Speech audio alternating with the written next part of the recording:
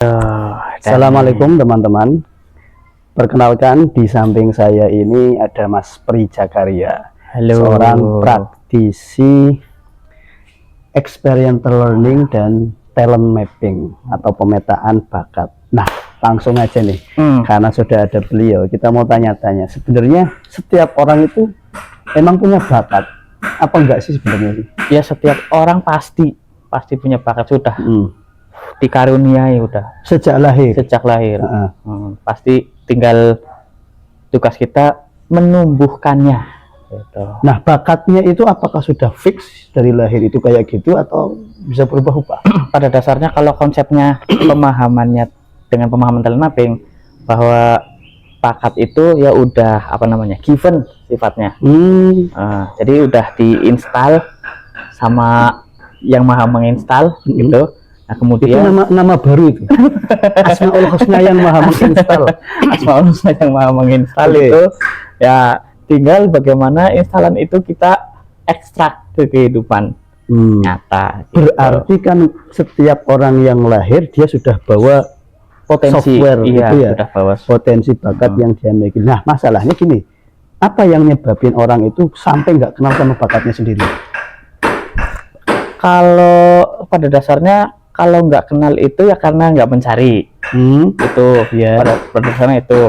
Nah, pertanyaannya justru bagaimana biar kenal gitu kan. Nah, kalau nggak kenal tuh ya asal dia punya ekspektasi yang bias mengikuti ekspektasi orang lain, ya itu pasti udah kedistrak lah bakatnya, tertutupi atau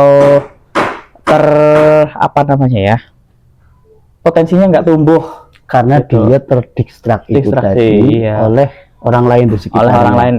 Sehingga dia nggak mengenali dirinya sendiri. Tidak mengenali diri sendiri, merasa bahwa ingin menjadi orang lain, gitu, tidak percaya dengan diri sendiri, itu ya akhirnya nggak tumbuh potensi yang ada dalam dirinya. Nah, dari pemahaman talent mapping itu, bakat itu sebenarnya ada berapa macam, atau cuma satu atau dua macam, atau banyak, atau mungkin tak terbatas? Kalau secara garis besarnya di talent mapping itu sebenarnya ada dua jenis bakat. Pertama bakat fisik sama bakat non fisik. Gitu. Kalau bakat fisik tuh yang hubungannya dengan aktivitas-aktivitas, ya aktivitas fisik, olahraga, kesenian, terus aktivitas teknik. Nah, kalau bakat non fisik itu sifatnya dengan karakter kinerja atau potensi yang dimiliki. Jadi sebenarnya ada dua pemahaman jenis bakat nih. Ada yang bilang bakat itu ada dua jenis aliran lah. Bakat dari sudut pandang industri sama bakat dari sudut pandang psikologi. Kalau yang dari industri, itu bilang bakat itu skill, kemampuan, terus potensi gitu. Kalau dari sudut pandang psikologi, bakat itu cenderung bilangnya itu karakter, sifat gitu. Misalnya kalau di bakat aktivitas tuh ada aktivitas merakit atau memperbaiki sesuatu atau olahraga atau bersenian. Nah, kalau di bakat non aktivitas atau non fisik atau yang sifatnya psikologi itu bakat empati, mau mendengarkan orang lain, bakat komunikasi, itu kan sifatnya sifat-sifat dia karakter gitu. Berarti itu garis besarnya ya? Iya, garis besarnya itu ada dua jenis bakat. Nah, talent mapping itu ranahnya di mana? Nah, talent mapping itu kecenderungannya di yang psikologi. Nah, sehingga begini model pemahamannya ya. Jadi ada karakter, sifat-sifat apa yang dimiliki oleh seseorang. Nah, sifat-sifat ini akan enjoy atau akan lebih melejit ya ketika potensinya diterapkan itu di aktivitas yang mana gitu. Misalnya contoh, seseorang dengan bakat empati misalnya, itu akan tumbuh, akan enjoy di aktivitas yang berhubungan dengan empati, misalnya merawat, menjadi pendengar, konsultan, konseling gitu. Gitu. Jadi karakternya apa, lalu kemudian aktivitasnya apa. Jadi nanti dia lebih cocok di mana? Betul. Itu menunjukkan jenis kecerdasannya nanti. Itu kan secara garis besar ya. Jadi fisik dan non fisik. Fisik dan non fisik. Nah, gimana cara orang itu bisa mengenali kecenderungan bakatnya, apakah itu fisik atau non fisik, dengan caranya sendiri. Jadi tanpa harus kita ikut tes atau ikut kayak talent mapping, dia bisa mengenali dirinya sendiri. Caranya bagaimana? Soalnya tidak sedikit ya orang yang aku nggak jani ini bakatku apa, itu gimana? Nah, sebenarnya kalau di KB kita itu sudah menerapkan sekali ya prinsip-prinsip bagaimana menumbuhkan potensi yang ada di dalam diri. Nah, tapi kalau disimpulkan itu ada 3B namanya. 3B. Apa itu? B yang pertama adalah banyak aktivitas. Jadi referensi dulu, aktivitasnya dibanyakin dulu gitu. Terus ya sibukkan diri lah. Kita melakukan A, B, C, D gitu. Kemudian setelah banyak aktivitas, nggak cuma banyak, tapi beragam. Misalnya hari ini aktivitas yang berhubungan dengan kegiatan sosial. Hari ini aktivitas yang berhubungan dengan kegiatan aktivitas intelektual, misalnya gitu kan. Beragam aktivitasnya. Nah, yang ketiga itu bertemu banyak orang. Gitu. Banyak aktivitas, beragam aktivitas, bertemu banyak orang. Gitu. Nah, nanti dari 3B ini kan akan terkumpul nih. Kita punya banyak database aktivitas-aktivitas yang sudah kita lakukan. Lalu kita screening dari mana aktivitas yang sudah kita lakukan itu ketemu namanya 4E. 4E itu pertama enjoy. Di situ aku enjoy enggak nih gitu. Nyaman enggak nih, menikmati enggak nih gitu. Yang kedua adalah easy, gampang atau indikatornya ketika menjalankan aktivitas itu mudah belajar, gampang mudengan. Iya, misalnya orang lain merasa bahwa kalau belajar ini itu sulit, tapi dia gampang mudengan. Enjoy, easy. Yang kedua excellent, baru nyoba menunjukkan hasil yang baik. Itu atau ketika nyoba berkali-kali gitu juga hasilnya baik. Maksudnya di atas rata-rata gitu. Kayak semalam yang Mas Zia bilang itu baru pertama menulis ya untuk pemula, tapi sudah bagus. Tapi punya potensi excellent gitu. Yang kedua, yang keempat adalah earn itu ya dia merasakan manfaat dari hasilnya, orang lain pun merasakan manfaat dari apa yang dia lakukan. Itu berarti enjoy, easy, excellent, earn gitu. Jadi setelah 3B melakukan banyak kegiatan yang beragam dan bertemu banyak orang, nanti diukur melalui 4E. Apakah dia enjoy, easy melakukannya, terus excellent hasilnya, dan earn. Iya, tentunya ada kemanfaatan gitu. Berarti kalau udah ketemu yang 4E itu berarti potensi bakatnya di situ. Iya, tinggal diasah terus, tinggal dilatih terus kan, tinggal dilatih kan talentnya udah ketemu nih, misalnya potensinya saya enjoy, easy, excellent-nya 4E-nya di aktivitas ini, kan tinggal skillnya dilatih, knowledge-nya ditambah, attitude-nya diperbaiki gitu. Itu Mas Pri yang ternyata sudah dilakukan di Korea Toyibah, walaupun mungkin tidak pakai teori ya. Jadi misalkan ada anak-anak yang baru masuk di Korea Toyibah, kami senang kalau misalkan ada anak kesini sudah punya karep atau sudah punya keinginan, sudah punya kehendak mau belajar apa, mau mendalami dan menguasai skill apa, itu sudah kami senang. Ketika ada anak yang datang tapi belum punya keinginan, kamu maunya belajar apa, dia masih bingung, ya yang treatment yang dilakukan kemudian adalah ya udah kamu ikut aja kegiatan, semua kegiatan yang ada di Korea Toyibah ikut semua. Sekarang macam-macam, ada forum musik, ada forum tari, ada banyak forum aktivitas menulis, sama beragam aktivitas tadi masuk semua dulu, ikut semuanya, kegiatan apapun ikuti. Nanti yang terjadi adalah ketika sudah jalan katakanlah 1 semester atau paling lama 1 tahun, dia sudah ketemu betul. Ternyata itu tadi ya. Jadi 3B dan 4E itu. Simple. Nah, terus saya juga lagi belajar Ikigai. Ikigai. Pernah dengar apa itu? Iya, Ikigai itu kalau secara harfiah itu artinya adalah mencari makna hidup. Nah, mencari makna hidup. Jadi alasan kenapa bangun pagi. Gitu. Kita punya alasan bangun pagi, kita hari itu mau melakukan apa, dorongan itu. Nah, dari Ikigai itu ini biasanya ini bahasa Jepang ya, biasanya dimiliki oleh orang-orang Jepang yang sudah menemukan UMI-nya ya. Kecenderungannya orang-orang Jepang itu punya profesi atau punya aktivitas yang sudah gue banget.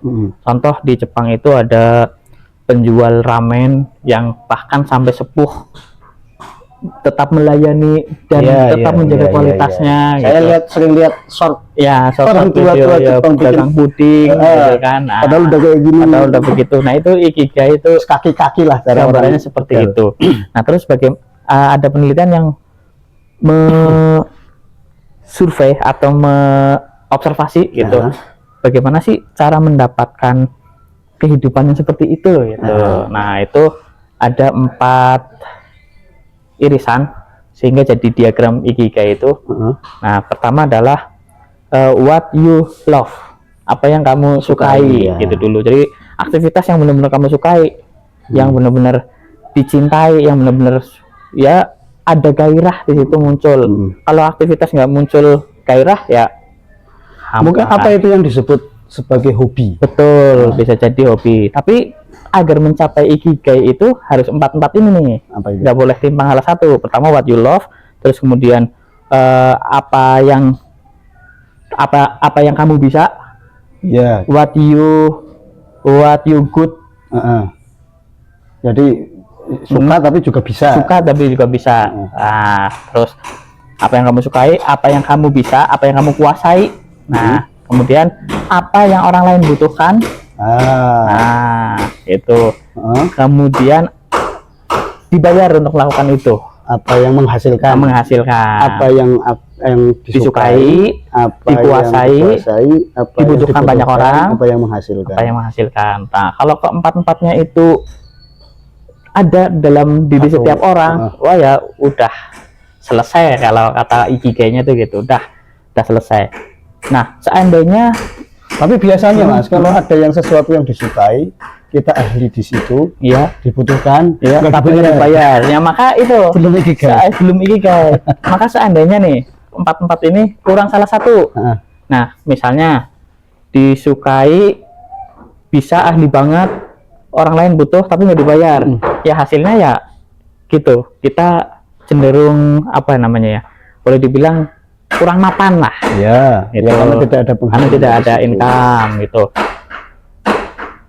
Dibayar, dikuasai, orang lain butuhkan tapi nggak suka. Ya hampa hidupnya.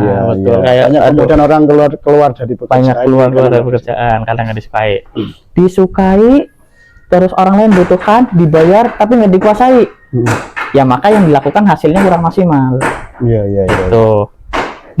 Disukai, dikuasai, dibayar juga, tapi nggak cenderung dibutuhkan oleh orang lain. Nggak laku ya? Ya nggak laku. Tidak berarti. Kan anfa'uhum linas. Saya semalam ngobrol sama Pak Din tentang bagaimana bermanfaatan. Memang kurikulum utama yang ada di Qoryah Thayyibah itu adalah bagaimana caranya kita bermanfaat. Bersyukur terhadap potensi dan kemudian mengejawantahkannya dalam bentuk karya, bentuk manfaat. Jadi mungkin konsep ikigai itu akan beririsan dengan konsep ini, bahwa dengan kita bersyukur, kan kita akan menyukai apa yang kita lakukan, kita punya, yang kita ada sekarang saat ini di sini. Kemudian dengan bermanfaat kita bisa memberikan arti. Mantap sekali.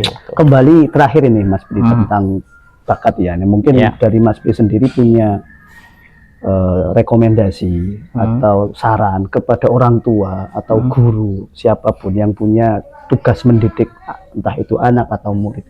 Gimana sih cara paling mudah untuk mengenali bakat anak atau murid kita?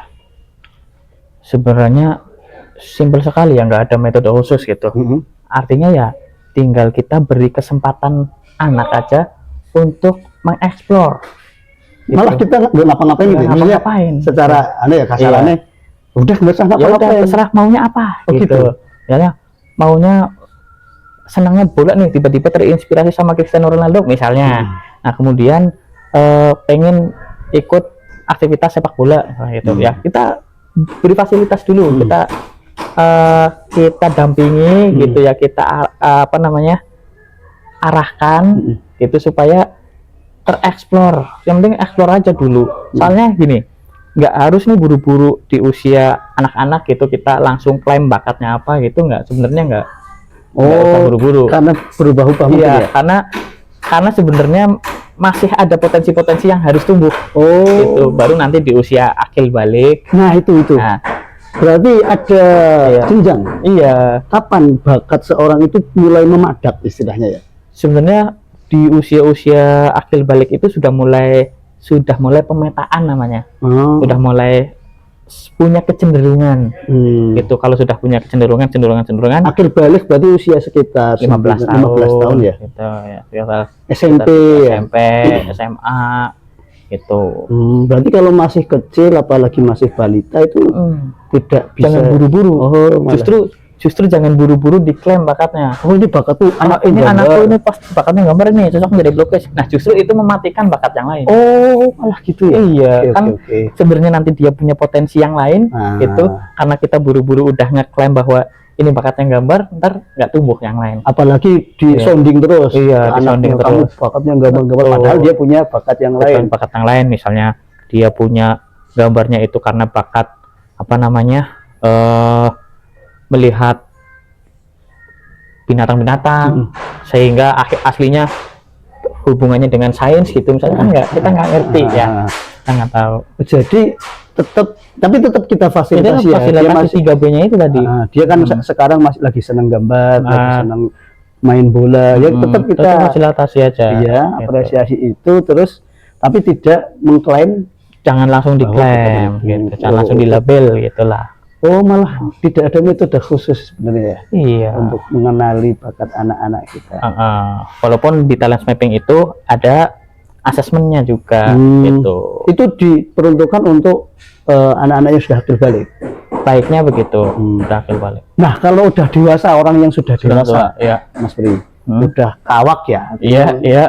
Udah jauh dari akil balik. Betul. Orang yang udah umur 30, 40, itu masih bisa mengembangkan bakat yang sudah sangat bisa sekali. Bahkan kan lagi musim namanya quarter life crisis. Nah, jadi kegalauan yang muncul di usia-usia quarter 25 tahun, 50, 26, 50 gitu. Yang pertanyaannya selalu, saya mau ngapain sih? Saya mau aktivitas apa sih yang sesuai? Itu banyak yang kayak gitu ya, di medsos itu. Kan gitu ya. Selalu pertanyaan-pertanyaan itu muncul, bahkan seringnya itu yaitu isunya adalah quarter life crisis itu tadi. Nah, kenapa bisa muncul quarter life crisis? Ya pada dasarnya mereka yang belum memahami potensi yang ada dalam diri dan belum menjalankan aktivitas-aktivitas yang menunjang karakter dan potensinya terfasilitasi. Gitu. Misalnya contoh, seseorang yang ada bakat itu namanya bakat katakanlah bakat memimpin deh, gitu ya. Namanya bakat komen, gitu ya. Komen itu harus ketemu orang, harus ngatur, harus memimpin, itu. Nah, tapi dia menjalankan aktivitas sebagai karyawan yang justru bawahan, ya pasti tertekan, gitu. Atau dia punya bakat ideation. Ideation itu di pikirannya itu selalu ada konsep, ada gagasan yang muncul, ada hal-hal baru yang di kepala, ketemu, lihat apa tercipta apa, tapi terjebak dalam aktivitas-aktivitas rutin, teknis dan monoton gitu. Pasti orang-orang yang punya bakat ideation itu ya tersiksa gitulah. Nah, maka kenali aja dulu sebenarnya saya itu lebih suka yang mana sih, yang apa gitu dulu, ya ikigai itu.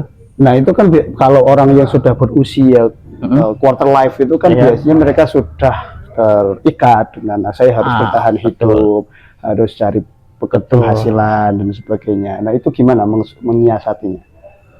Ini keputusan personal ya. Kalau saya sih kecenderungannya adalah ambil keputusan yang di awal yang kira-kira menurut saya ya daripada terjebak terus gitu loh. Karena saya juga pernah di posisi itu kan, terjebak di satu instansi gitu, tapi kok kayaknya nggak enjoy nih, kayaknya kok melakukan sesuatu nggak excellent nih, kayak gitu, nggak ikigai itu ya, nggak ikigai nih gitu. Maka ya udah saya putuskan untuk mencari ikigai saya gitu. Jadi ya coba aja raba dulu buat perencanaan atau bahkan konsultasi sama teman-teman yang di talent mapping itu kan banyak ya, teman-teman yang siap memberikan konseling gitu, mempersiapkan, mau kok membimbing, mempersiapkan untuk present gitu kan gitu. Tapi memang setiap orang beda ya, mungkin ada yang memang cocok, nyaman, enjoy, love di lingkungan yang structurized, yang terstruktur, yang teknis, betul. yang memang lebih suka aturan, lebih suka diperintah dan menjalankan daripada yang tadi yang disebutkan mungkin. Dan itu kayaknya kalau cocok itu ya silakan. Ya silakan aja dilanjut gitu. Kalau misalnya di situ nyaman-nyaman aja. Sebenarnya kan ada karakter berpikir, karakter sosial, ada karakter kinerja itu kalau di kalau pakai karakter berpikir, karakter sosial, sama karakter kinerja.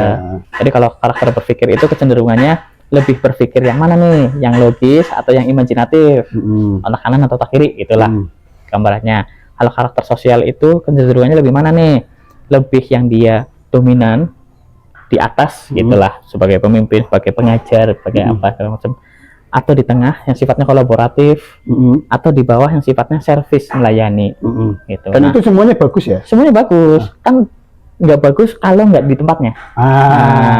Semuanya bagus kalau di tempatnya. Jadi melayani bagus nggak? Ya bagus aja gitu kalau di tempatnya. Memimpin, berkonfrontasi bagus nggak? Ya bagus kalau di tempatnya gitu. Iya, sesuai dengan tempatnya. Adil itu berarti. Iya. Ya. Nah, terus karakter kinerja ada yang sifatnya teknis, ada yang sifatnya administratif dan sebagainya gitu. Jadi kita ngelihat kita masuknya di mana nih? Kita lihatnya di mana nih? Kita kecenderungannya di mana nih? Karakterku itu yang secara berpikir lebih imajinatif atau logik. Terus yang sosial lebih kemana nih? Lebih cocok di mana? Atas, tengah, atau bawah? Kalau yang kinerja tadi? Yang karakter kinerja itu lebih ke aktivitas kasar, basic teknis, kayak engineering segala macam, atau sifat-sifat yang sifatnya operating, gitu. Ya hal-hal teknis di dalam ruangan kantor, gitu administratif. Dan itu cara mengenali bagi orang dewasa ya, orang dewasa. Agak lebih kompleks ternyata ya untuk orang dewasa ya. Ya sebenarnya konsep pemahaman talent mapping itu ya sama bagi semua orang gitu. Cuman kalau orang dewasa kan udah bisa berpikir ya. Maksudnya kalau anak yang masih belia, masih kecil, remaja itu kan dia masih punya banyak waktu untuk explore. Yang 3B sama 4E itu ya. Kalau orang yang sudah dewasa kan dia sudah kepepet sama kebutuhan dan sebagainya. Maka harus langsung diputuskan nih, tahu yang mana. Gitu. Makanya memang lebih baik itu sejak remaja sudah kenal. Iya, gitu betul sekali, sudah tahu potensinya.